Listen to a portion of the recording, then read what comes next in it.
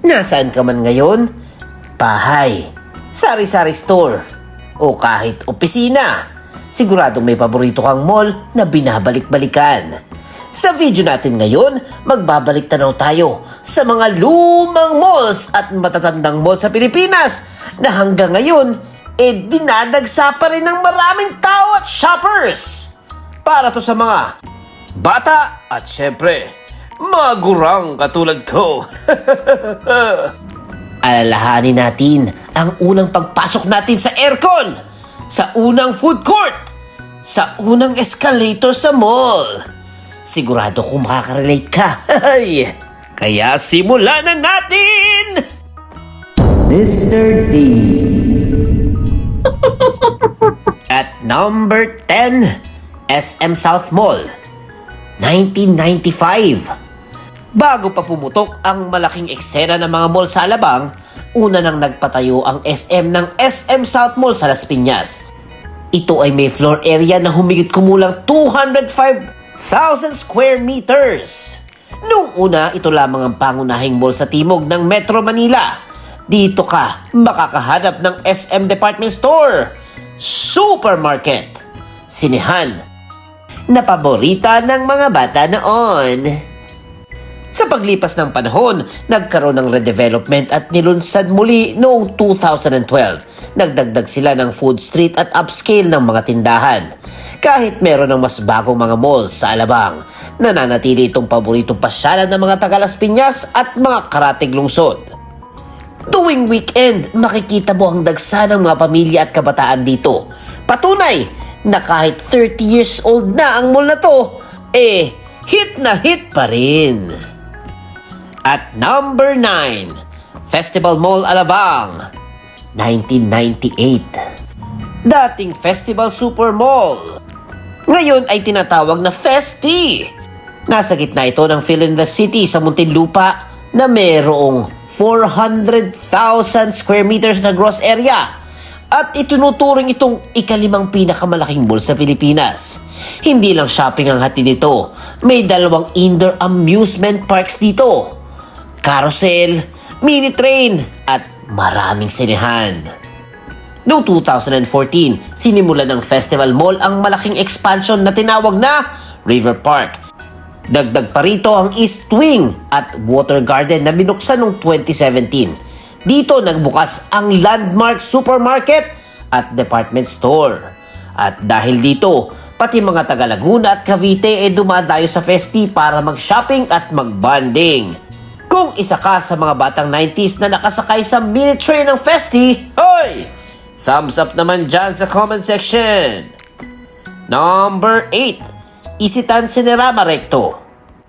Siguro naman dumaan ka na sa Recto nung estudyante ka pa. Nandyan ang Isitan Cinerama, ang mall na tinayo sa dating Roman Super Cinerama noong dekada 60. Alam nyo ba, ang Roman Super Cinerama ang unang gusali sa Pilipinas na may escalator at carpeted na sinehan? Nasunog ito sa huling bahagi ng 1970s kaya nagbukas ang Isitan Cinerama noong April 1988. Kahit may closures noong 2019 dahil sa mga permits and issues, muling nabuksan at nagpatuloy na dinayo ang mall na ito. Sa loob, may department store. Meron ding supermarket at paborito ito ng mga estudyante at mga naghahanap ng mga murang bilihin. Hanggang ngayon buhay na buhay ang Isitan Recto, lalo na kapag buwan ng wika o panahon ng mga review center sa U-Belt. Kung taga Maynila ka, siguradong may alaala ka sa pag-akyat mo sa escalator dito. And at number 7, Santa Lucia Mall or Santa Lucia East Grand Mall, 1991. Ito'y makikita sa silangan ng Metro Manila, sa may Cainta at Pasig. Ito ay merong 19,000 square meter complex. Ito ang kauna-unahang malaking mall sa Cainta, Pasig area. 2 taon lang ang lumipas. Nagdagdag sila ng Phase 2 na may mga sinehan at bowling center. Noong 1998, binuksan ang Phase 3 at lalo pa itong lumaki. Sa kasalukuyan, may higit na 300 stores at mahigit 240,000 square meters na floor area ang mall. Dinayo ito ng mga residente ng Rizal at Marikina dahil kumpleto na ang supermarket, department store, sinehan at amusement center.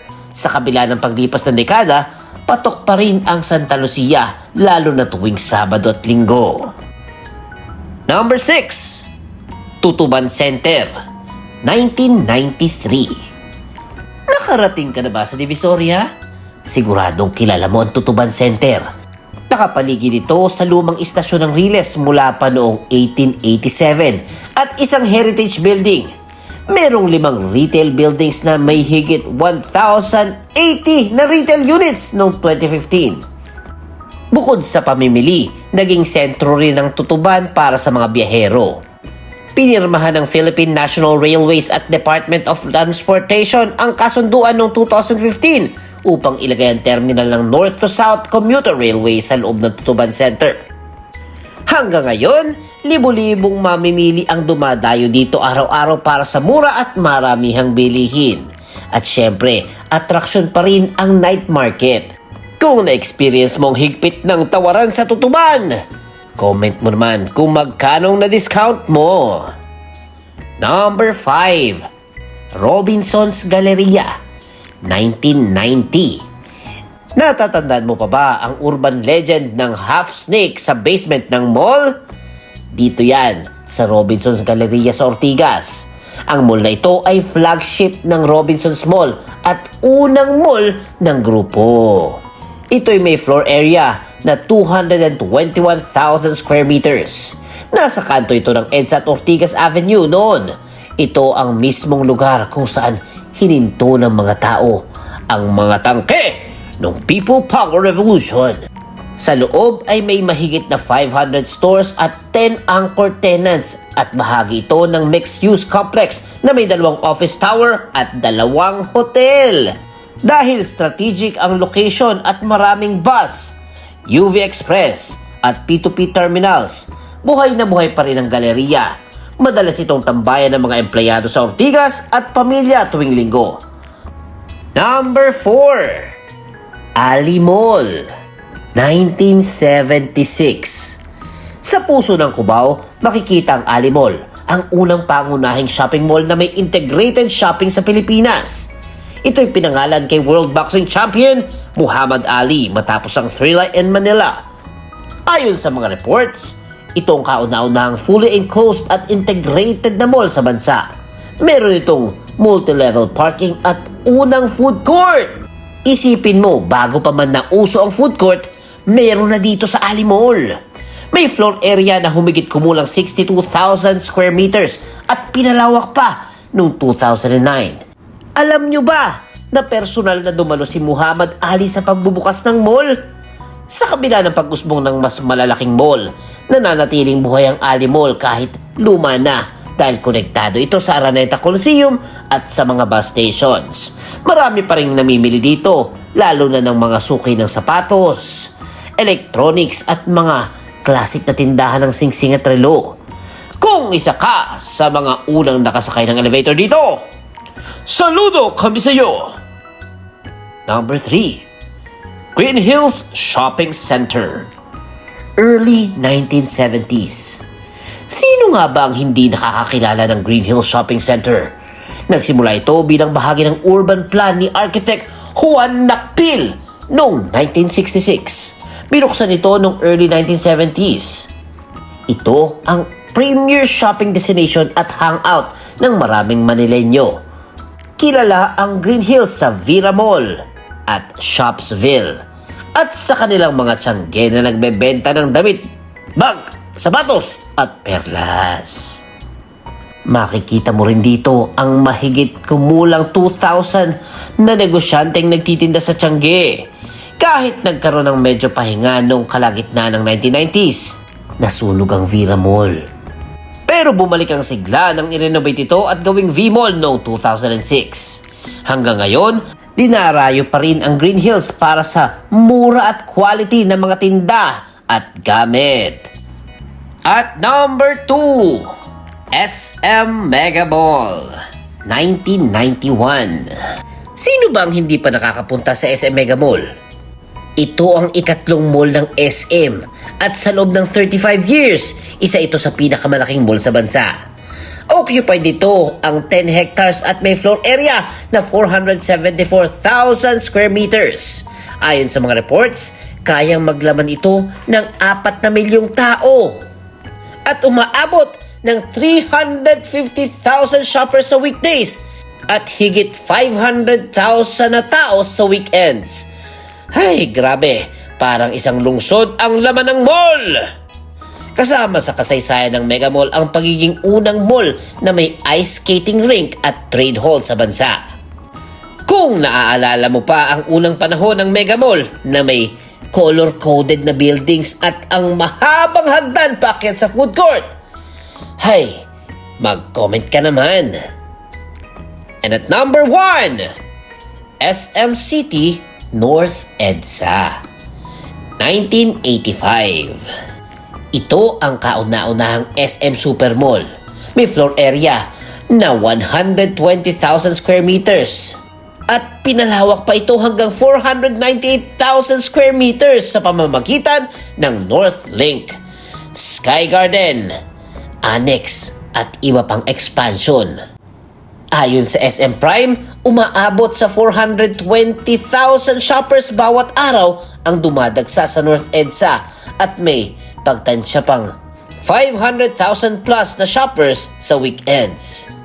Bukod sa dami ng tindahan at atraksyon, may sinihan, convention hall, Sky Garden at Government Service Express Lane.